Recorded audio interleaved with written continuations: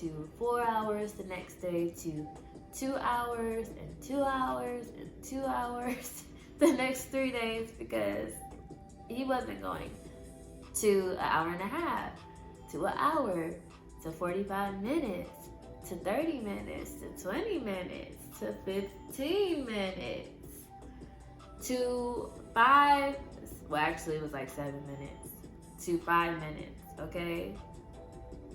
Huge achievement. Welcome to this chat about how I got my baby to fall asleep in 5 minutes on his own in less than 2 weeks. In the beginning, when I tell you, when you first have a baby, one of the most important tips that everyone tells you is when the baby sleeps, go to sleep. You get to sleep when the baby sleeps. And I didn't learn my lesson. I'm hard-headed. When he was 2 months old, I went back to work and he was sleeping just fine, but I was feeling real guilty. And at that time, he had reflux. He was very colicky. So, you know, he would wake up, he would be a little fussy in the middle of the night, and instead of putting him back in his crib, or at that time I was using a bassinet because he was still pretty tiny, putting him back in his bassinet, you know, what is one night gonna hurt? You know, let me just hold my baby until he falls asleep, and then let me just hold my baby for a while, and then let me just let him lay next to me. Like, you know, I'll make sure that he's safe. Even though I was very worried about that, because I know that you're not supposed to sleep in the bed with your baby. I know. But when you go back to work, you just feel like you're missing so much. Like, I wasn't guilty about going back to work, but I didn't want to miss any moments, and I didn't want to miss any of his smiles, and I didn't want to miss when he made his first sound. So it was my way of still feeling close to my son. And at the same time, you know, I'm nursing. I should be feeling like he's still getting a connection with me from that, but I needed more, you know, as a mom. So I fell into the trap of co-sleeping, and I really don't want to call it a trap to be negative, because I'm sure that you can do it in a positive, safe way. Co-sleeping is also just sleeping in the same room with your baby, which I already did, but I just needed that little extra. And to this day, I kind of regret it. Everything was fine until he started to grow more, and he started to become more alert, and he wanted to play at 3 a.m. in the morning, and yeah, and he wanted to roll, and I'm looking like, okay, this is no longer safe. Like, I have to put a pillow on this side just for him to not roll out of the bed, or he has to sleep in between us, and oh, now I cannot move. And it got to the point where I was even nursing him in the bed, which is beautifully convenient. This might be the real reason. I'm sorry, I lied. The connection is everything, but when you are breastfeeding and nursing your child, it's almost like, for those of y'all who had to wake up in the middle of the night to give your baby a bottle of formula instead of going all the way to the kitchen, you kept it where? Next to your bed, because it's so much more convenient to have all of your ingredients right there. I'm just gonna mix it up real quick and feed my baby and go back to sleep. Like, we're cool. Well, when you're breastfeeding, it's even more convenient. Like, convenient to just pop it out and feed him, and I could go right back to sleep. Like, oh, okay, this is every mother's dream, until he started using my boob as a pacifier, or just eating until he falls asleep. So now he needs to be nursed to sleep, which is a big no-no. Please do not fall into this trap, because with sleep training, the most important key, or one of the most important concepts, is that your baby has to put themselves to sleep, period. So if they get used to being nursed to sleep or being fed to sleep, it's gonna make it that much harder to get them out of that habit. I regret making a lot of those mistakes, but at the same time, parenting is living and learning through everything. And so honestly, I love that connection, but I do wish that I started sleep training him earlier. And I spoke to his pediatrician at 4 months and got the okay to, actually I think almost at 3 months, but you really want to wait until they're older than 3 months so that they're emotionally ready for this change, especially if you are sleep training them to be in a different room. I honestly believe anytime before 4 months, honestly 6 for me personally, but anything before 4 months to sleep train, especially if the baby's gonna be in another room, is just way too early in my opinion. But I should have started earlier. I got the okay from my pediatrician to sleep train him while co-sleeping, which means in the room in his bassinet, away from me, at 3 to 4 months. And I got the okay at 6 months to sleep train him in the opposite room. Now I looked up the Ferber method, the cry it out method, the gentle methods. I looked up every possible method that you can think of to get my baby to go to sleep, to learn how to put himself to sleep, most importantly. So it's been, I would say it has almost been a whole month since I started sleep training him, halfway through the month of December. I started sleep training him the first 2 weeks of December. I'm really not counting because I didn't try to get into a routine. The first 2 weeks of December, I spent weaning him, and I still sometimes, very seldom, will nurse him, and that's because I hate pumping. I'm not gonna lie. I hate pumping, and you can't just go cold turkey when you are nursing because, honey, you will get mastitis. I believe it's what it's called, honey. You will be in pain. But the first 2 weeks, I spent weaning him from me to the bottle. We're about a month in, and now he can get himself to sleep in 5 minutes. Backtrack. The first night that I decided, this is it, I'm gonna sleep train him, I'm so tired of this, whatever. I'm gonna be dedicated, I'm gonna follow a routine, I'm gonna follow through. I'm gonna let him cry. I'm gonna, make sure everything's okay, but we gotta be serious about this because I was just fed up. It took him 5 hours. 5 hours to get himself to sleep. And I did try the gentle method, which is going into the room in intervals of time to check on him, to make sure he was okay and to let him know that I was still there, because I didn't know if he understood that concept, that even if I close this door, mommy is still here at any time. She will come get you, but honey, right now it's time for you to go to bed. So 5 hours it took, okay? 5 hours to 5 minutes. And honestly, I want to say it's probably been less than 3 weeks, but we're just going to start fully as far as getting him into a routine to what we do now. It took almost a month, and they say it takes 10 days to make a habit, and I honestly want to say it took less than 10 days, but you need to practice certain things throughout the day. You cannot just start at bedtime and think that, okay, I did this, and this, my baby's gonna go to sleep. No, wrong. It does not work that way. It depends on if your baby is sleeping too much throughout the day. If you're letting your baby take a nap every hour and a half to 2 hours at the age of 6 months, let me be specific.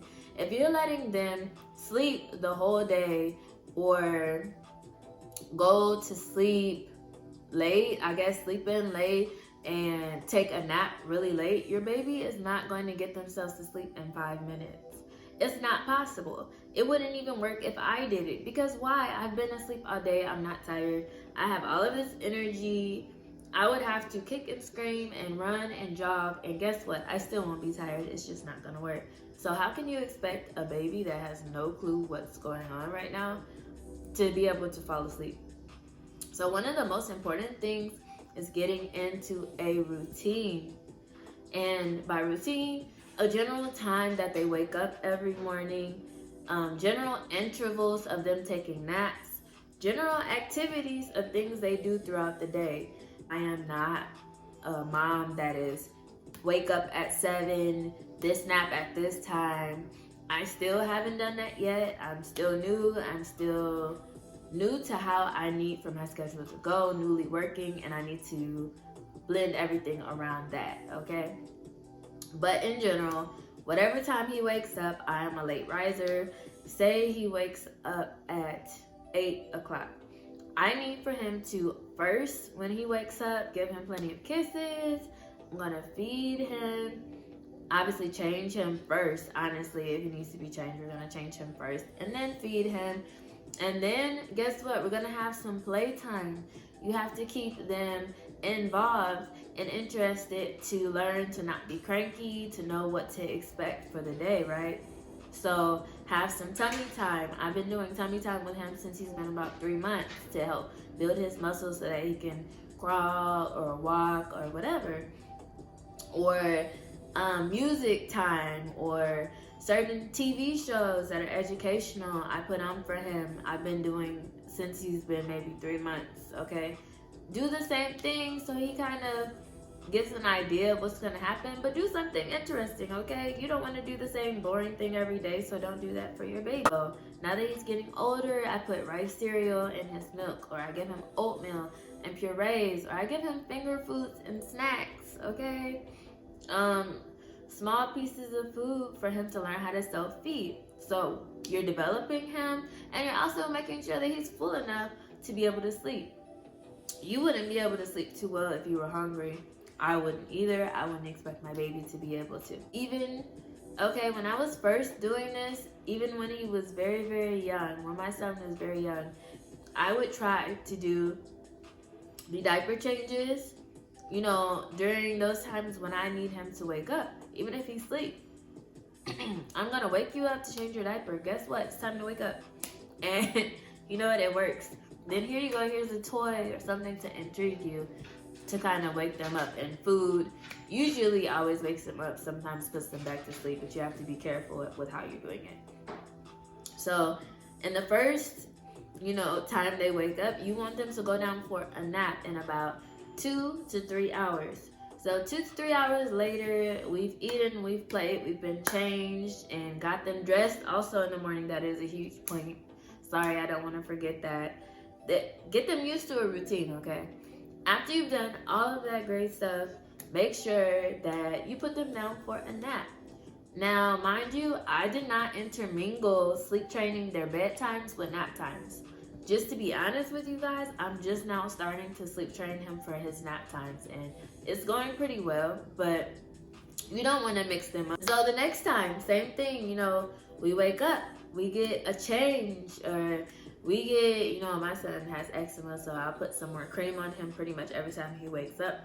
Now, because his skin is so dry, the water out here in Vegas is so dry, I hate it, and I feel so bad. So anyway, that is a part of our routine though.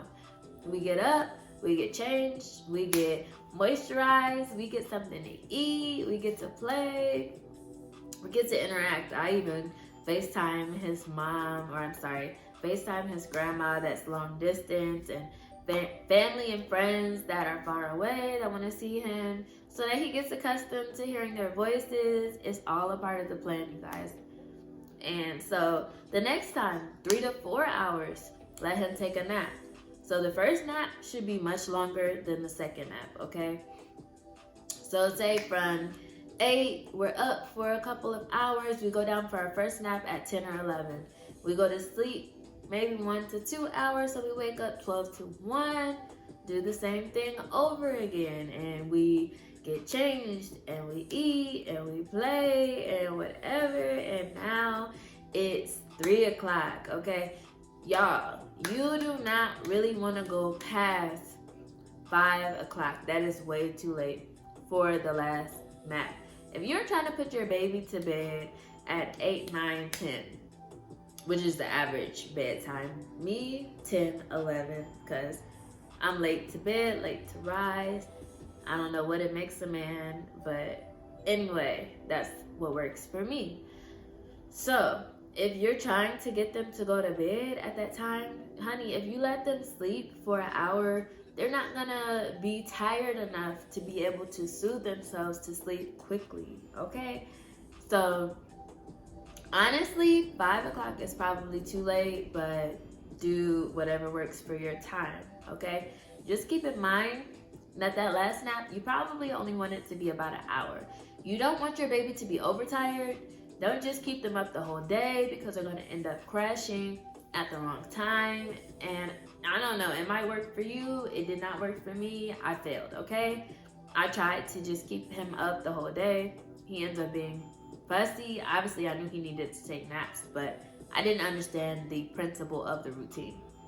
Most important step, okay? So once you do that, the last time you want him to be awake for like 3 to 4 hours. If you can, a little longer than that, perfect. Because guess what? Now I'm tired, Mom. I am ready to go to sleep. And that's without our routine. So at least an hour before bed. When you first begin sleep training, I honestly want to say 2 hours before you want them to go to bed, you want to start their bedtime routine. One of the most important steps is dimming the lights. Some people can sleep in a bright room. I am not one of those people. As far as with our natural sleep cycles, we need melatonin to be able to go to sleep. Our bodies naturally produce it. But why do our bodies naturally produce it? When we see that the sun has gone down and it's dark, that's when our bodies naturally produce it. It is a sign, okay? A sign from God that it's time to go to sleep. And same thing works for your babies.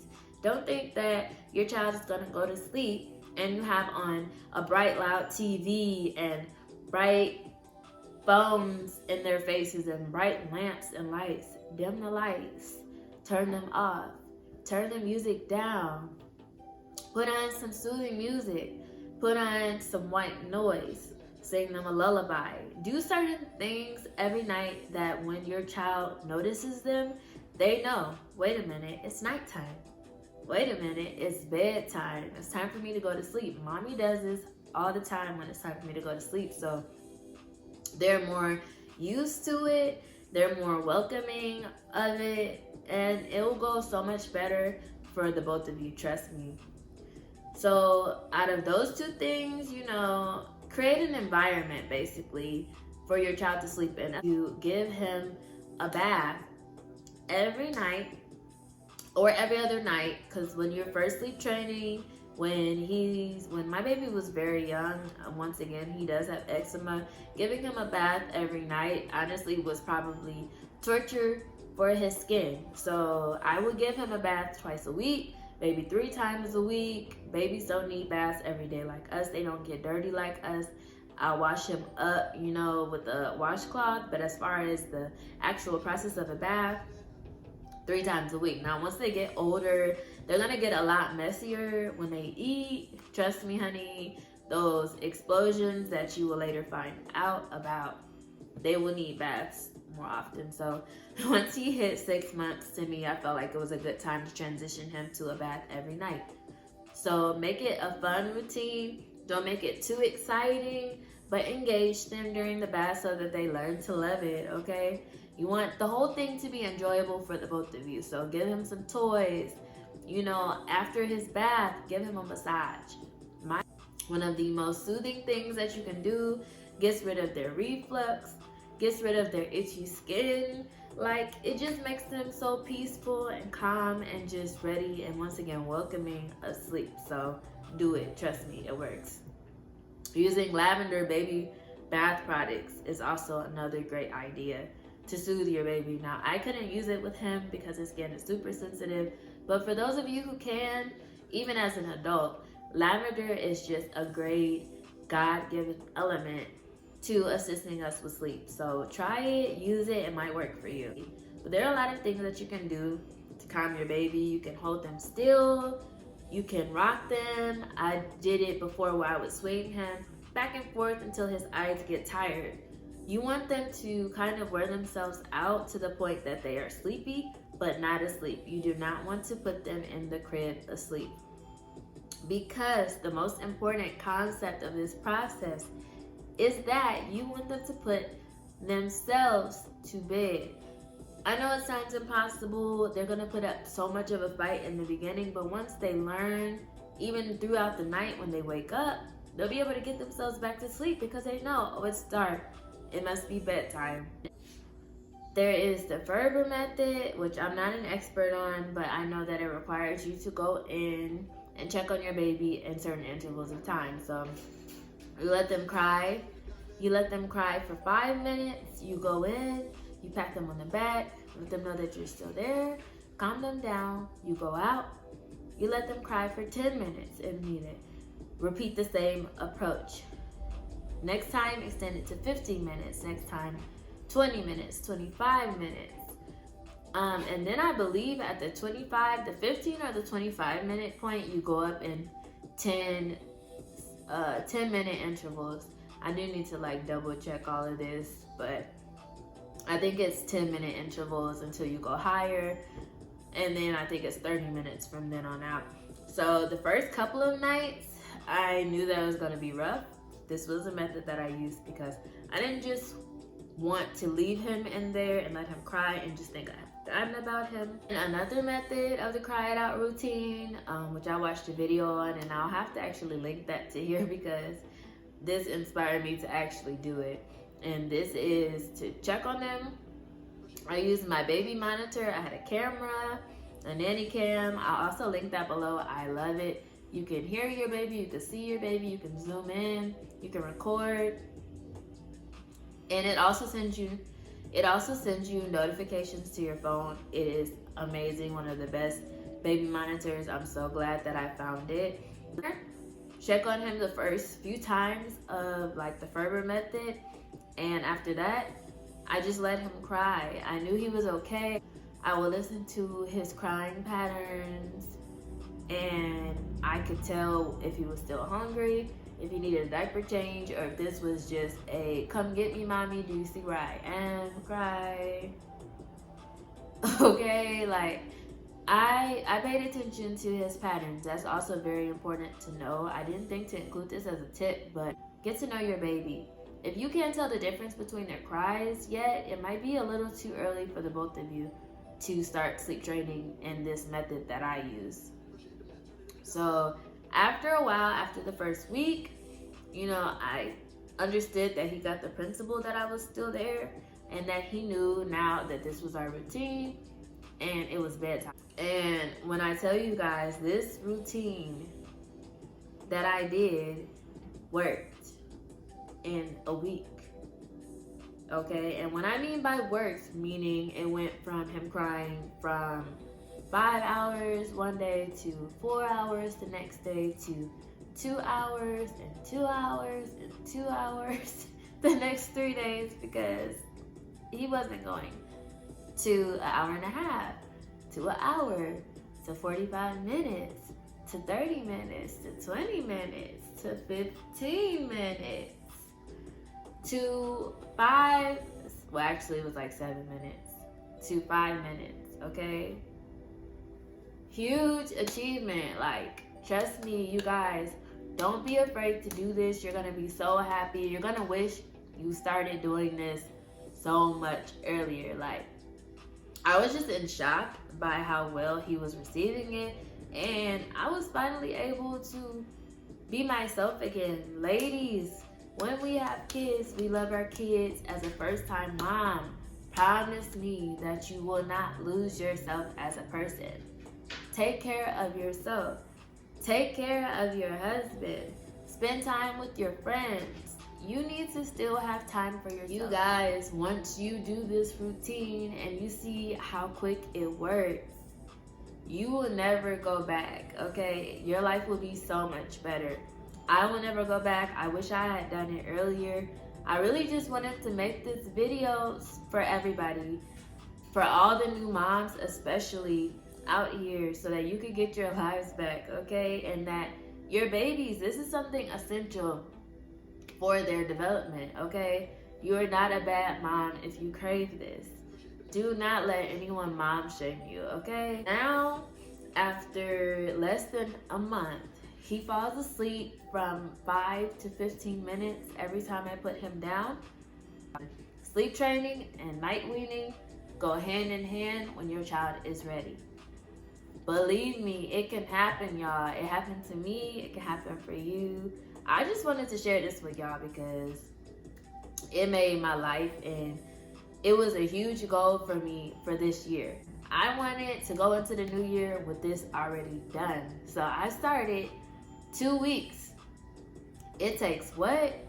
10 days to make a habit, at least a week to make a habit. Well, I did not want to fail, so I gave myself 2 weeks, a 4-day buffer. I wanted to go into the new year with this routine in place. Please comment and let me know that I helped you. Like this video, share this video, subscribe to my channel. I will bring to you all the tips that I know, okay? I'm still learning, obviously. I'm a first-time mom, but I am taking information from a million different places. And when I find something that works, y'all, I'm going to share it with you. Thank y'all so much for being here for this journey. There's so much more to come. I appreciate all of y'all who have already subscribed to my channel and my faithful viewers. I love y'all. Y'all are my foundation. Until next time, love you.